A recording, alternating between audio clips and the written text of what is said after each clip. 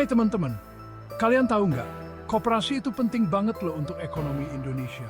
Koperasi sudah ada sejak zaman perjuangan dulu, sebagai tempat kita bekerja sama dan saling membantu dalam ekonomi. Prinsipnya gampang banget, dari anggota, oleh anggota, dan untuk anggota. Koperasi itu beda sama perusahaan lain, karena tujuan utamanya adalah menyejahterakan anggotanya, bukan cuma cari untung sebesar-besarnya. Nah, keuntungan koperasi itu dibagi ke anggotanya sesuai dengan seberapa besar mereka ikut serta. Di Indonesia, perkembangan koperasi diatur dalam undang-undang, yaitu Undang-Undang Nomor 25 Tahun 1992 tentang Perkoperasian. Undang-undang ini kemudian diperbarui dengan Undang-Undang Nomor 17 Tahun 2012. Peraturan yang baru ini bertujuan untuk membuat pengelolaan koperasi lebih baik dan koperasi bisa bersaing di zaman modern ini. Yuk, kita bahas lebih lanjut jenis koperasi ya, Tud. Nah, kalau dilihat dari jenis usahanya, koperasi di Indonesia itu ada beberapa jenis. Pertama, ada koperasi konsumsi. Koperasi ini menyediakan barang kebutuhan sehari-hari untuk anggotanya dengan harga yang lebih murah.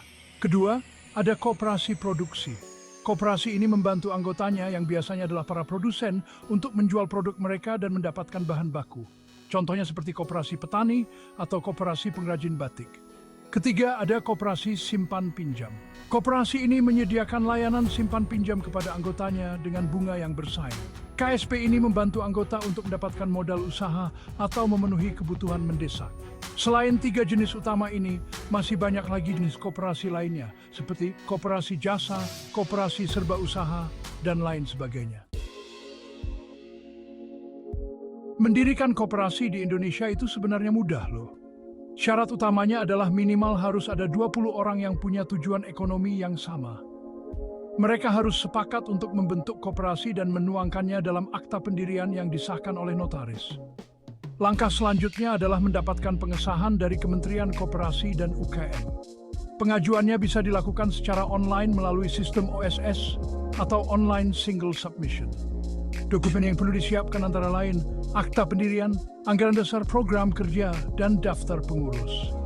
Setelah mendapatkan pengesahan, koperasi sudah membuka rekening bank atas nama koperasi.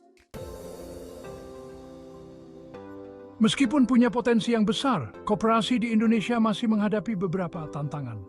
Salah satunya adalah kurangnya pemahaman anggota tentang prinsip dan tata kelola koperasi yang baik. Selain itu, koperasi juga seringkali kesulitan bersaing dengan badan usaha lain yang lebih besar dan modern. Tapi, di balik tantangan tersebut, mendirikan koperasi punya banyak keuntungan loh. Koperasi memberikan kesempatan bagi masyarakat untuk bekerja sama dan meningkatkan kesejahteraan bersama. Koperasi juga bisa menjadi wadah untuk mengembangkan potensi ekonomi lokal dan menciptakan lapangan kerja.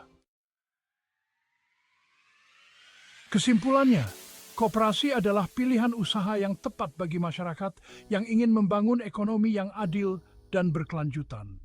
Dengan memahami prinsip dan tata kelola yang baik, koperasi dapat menjadi motor penggerak ekonomi kerakyatan. Mari kita dukung dan kembangkan koperasi di Indonesia agar semakin maju dan mandiri. Semoga informasi ini bermanfaat dan mendorong lebih banyak orang untuk bergabung atau mendirikan koperasi.